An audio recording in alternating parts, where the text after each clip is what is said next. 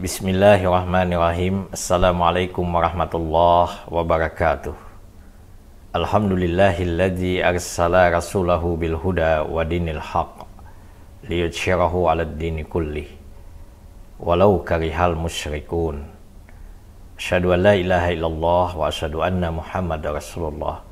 Allahumma salli wa sallim wa barik ala Muhammad wa ala alihi wa sahbihi ajma'in.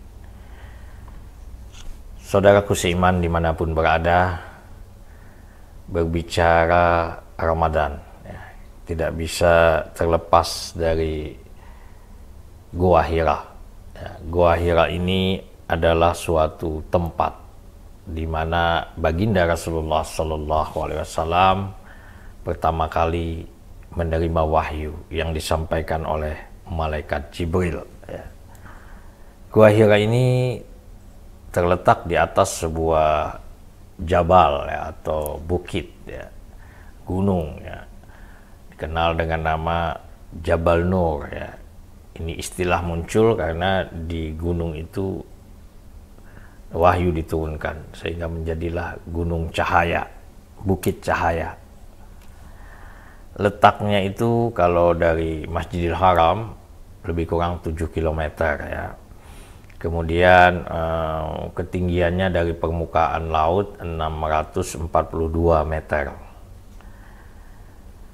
Posisi Gua Hira sendiri ya, itu kalau dari puncak Bukit Uhud, Bukit Jabal Nur tadi 4 meter sebelum puncak. Disitulah terdapat Gua Hira. Ya. Guanya kecil. Ukurannya sekitar 3,5 meteran lah kali 1,5 meter, dan tentu saja tidak seperti bangunan kita buat ya, ada simetris, kemudian atapnya sama. Ini namanya goa, jadi tentu saja alami terbentuk sehingga tidak bisa orang masuk berdiri semua ya. Manusia, orang dewasa bisa sekitar 6 orang, tapi tentu sebagian harus merunduk. Nah, posisi Gua Hira ini pintunya itu langsung menghadap Ka'bah. Jadi kalau Nabi Muhammad keluar dari pintu Gua Hira, beliau langsung melihat Baitullah. Nah, Nabi Muhammad bertahanus ya di sana itu. Bertahanus itu bukan bersemedi ya, tapi beliau menyendiri ya, menyendiri. Jadi Rasulullah ini memang sejak beliau bisa berpikir, itu beliau terus berpikir tentang keadaan umat ya.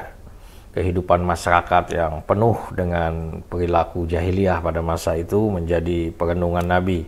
Beliau melihat bagaimana masyarakat hidup dengan kemusyrikan, ya, perbudakan, akhlak yang buruk, ya, terjadinya perzinaan, orang mabuk-mabukan, bahkan perang suku. Ya. Yang jadi korban adalah anak-anak perempuan.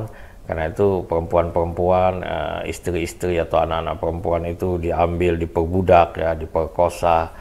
Nah, sehingga ada suku di bangsa Arab itu yang kalau lahir anak perempuan mereka sangat sedih dan berduka, dan bahkan mereka ada yang menanam anak-anak perempuannya karena takut kalau kalah perang nanti dipermalukan.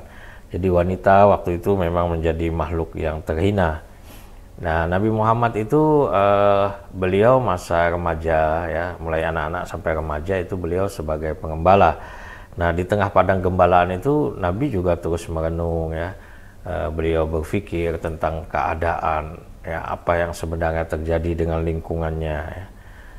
Dengan menjadi pengembala itu kita tahu bahwa Nabi Muhammad memiliki postur tubuh yang baik ya. Beliau itu menjadi laki-laki yang kuat, cekatan ya, karena ini domba-domba yang dipelihara harus dipertanggungjawabkan. Beliau itu sangat sabar ya mengurus domba-domba, sampai akhirnya beliau nanti berkesempatan ikut dalam dunia bisnis ya, berdagang. Nah, diawali ketika usia 12 tahun, waktu itu ikut pamannya ke negeri Syam. Nah, peristiwa perjalanan ini orang dewasa semua. Jadi yang satu-satunya anak remaja atau anak kecil itu umur 12 tahun hanya Nabi Muhammad. Nah, pada saat itu terjadi peristiwa yang kita kenal bahwa ada pertemuan dengan pendeta Buhairah ya. Jadi pendeta ini menangkap isyarat bahwa dari rombongan ini ada orang yang memiliki tanda-tanda kenabian, dan ternyata itu ada pada diri Nabi Muhammad SAW. Jadi pengalaman Nabi berdagang dengan pamannya ini memberi kesan ya, tentang pentingnya bisnis, pentingnya mempunyai kemampuan menguasai ekonomi ya. Sampai satu saat ketika beliau sudah berusia 25 tahun, tentu beliau sudah punya pengalaman dengan dagang walaupun kecil-kecilan. Nah, dipercaya oleh seorang wanita terkaya di Mekah waktu itu, yaitu Siti Khadijah. Khadijah mempercayakan hartanya untuk dibawa oleh Nabi Muhammad. Mungkin dalam konteks hari ini bisa jadi miliaran ya, aset yang dibawa oleh Nabi untuk berdagang. Dan Nabi Muhammad sukses.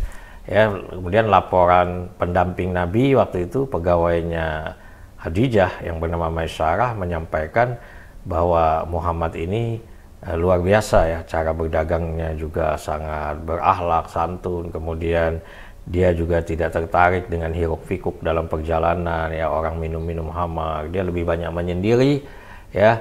Nah, kemudian dagangan Nabi juga habis semua yang dibawa, sehingga Khadijah jatuh hati pada Nabi Muhammad.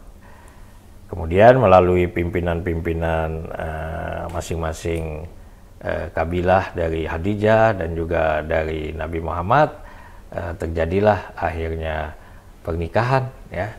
Nabi Muhammad lewat paman beliau melamar Khadijah ya. Pendengar yang dirahmati oleh Allah, pernikahan dengan Khadijah ini ya merubah kehidupan Nabi Muhammad dari seorang yatim piatu, tidak punya apa-apa ya, tiba-tiba beliau ini mampu ya, tampil seorang pemuda yang tampan, jujur dan berakhlak ya, mendapatkan wanita yang mulia. Khadijah ini walaupun janda, Khadijah binti Khuwailid ya, janda 2 kali, tetapi dia dikenal di kalangan orang-orang Arab waktu itu di suku Quraisy, Khadijah At-Tahirah. Khadijah At-Tahirah itu artinya Khadijah yang suci ya, karena dia selalu menjaga kehormatan dan kesucian dirinya. Jadi Khadijah ini sangat terkenal dan tepat sekali berdampingan dengan Nabi Muhammad, seorang yang berakhlak mulia. Selisih usia mereka memang 15 tahun. Khadijah waktu nikah dengan Nabi 40 tahun dan Nabi Muhammad sudah berusia 25 tahun. Pernikahan mereka berlangsung selama lebih kurang 25 tahun dan kemudian Khadijah nanti wafat ya, sekitar 3 tahunan sebelum Nabi hijrah. Nabi Muhammad mendapat karunia putra dan putri dari Khadijah ya. Ada 2 putra, yaitu Qasim dan Abdullah. Kemudian 4 putri, yaitu Ruqayyah, Ummi Kulsum, Zainab dan Fatimah. 2 putra Nabi, yaitu Qasim dan Abdullah, ini ditakdirkan oleh Allah wafat dalam kondisi masih balita ya. Sehingga yang tumbuh besar bersama Nabi itu adalah putri-putri beliau yang ikut merasakan pahit dan getirnya perjuangan ya. Bahkan Fatimah itu yang paling kecil, itu di usia 5 tahun dia sudah melihat bagaimana ayahnya dilempar dengan kotoran ya, perut atau usus daripada unta ya, ketika sedang sujud ya. Sehingga Fatimah ini sangat berkesan dengan perjuangan agama Allah, dan dia juga adalah putri Nabi yang wafatnya setelah Nabi ya. Tapi putri Nabi yang lain itu wafat duluan, Ruqayyah, Ummi Kulsum, Zainab, sebelum Nabi wafat. Nah, Fatimah ini wafatnya adalah setelah Nabi Muhammad wafat. Ini keadaan Nabi Muhammad. Nah, kemudian Nabi Muhammad setelah beliau membantu usaha istrinya dan sukses dalam bidang perdagangan di usia 40 tahunan, beliau atas persetujuan istrinya, beliau ingin menyendiri. Ya, ini yang kita kenal dengan nama bertahanus. Lalu beliau naik ke Jabal Nur tadi, ketemu gua, di sana ada sebuah gua ya, Gua Hira, yang kemudian kita kenal sebagai Gua Hira. Nabi kemudian menetap di sana, awalnya ditemani oleh Khadijah. Kemudian Nabi akhirnya sendiri membawa perbekalan, kadang untuk seminggu lalu pulang ya. Dan sampailah Nabi di sana itu 1 bulan ya. Dan ini Nabi bawa perbekalan yang banyak. Dan ketika Nabi menetap di saat bulan Ramadan di usia beliau 40 tahunan itu ya, tiba-tiba ketika beliau keluar ya, itu beliau merasakan ada keanehan di langit ya, alam berubah ya, dan rupanya sayap Jibril itu sudah menutupi ufuk ya. Beliau lalu masuk ke dalam goa, dan ketika beliau berada di dalam goa, beliau terkejut ada seorang laki-laki ya. Tentu Jibril sudah merubah dirinya, wujudnya menjadi manusia, seorang laki-laki yang tampan ya, yang gagah, yang Nabi tidak pernah kenal. Karena di dalam goa itu tidak ada seorang pun ya, di sekitar goa itu. Nah, tiba-tiba muncul Jibril, lalu kemudian dia mengatakan, ya, saya adalah Jibril dan kamu adalah Rasul yang diutus oleh Allah. Kemudian Jibril mengatakan kepada Nabi Muhammad, Iqra ya Muhammad. Nabi Muhammad tidak bisa membaca, sehingga beliau menjawab, ma'an Nabi qari, saya tidak bisa baca. Nah, laki-laki yang bernama Jibril ini, yang tidak lain adalah malaikat, lalu memeluk Nabi Muhammad dengan sangat erat ya, memeluk dengan sangat kuat, sehingga Rasulullah merasakan dadanya sesak, lalu dilepas. Nah, kemudian saat itu Jibril perintahkan lagi, Iqra. Lah, Nabi Muhammad mengatakan, saya tidak bisa baca. Dipeluk lagi yang kedua, dan kemudian dilepas lagi. Nabi juga mengatakan, saya tidak bisa baca. Baru dipeluk yang ketiga. Setelah itu terasalah di dalam diri Nabi perubahan ya. Jiwa beliau merasa tenang, dan semua yang disampaikan Jibril itu Nabi dapat menyimaknya, Nabi dapat merasakannya, dan itu masuk di dalam kalbu Rasulullah Sallallahu Alaihi Wasallam. Malam itu adalah malam 17 Ramadan. Jadi inilah awal turunnya Al-Quran.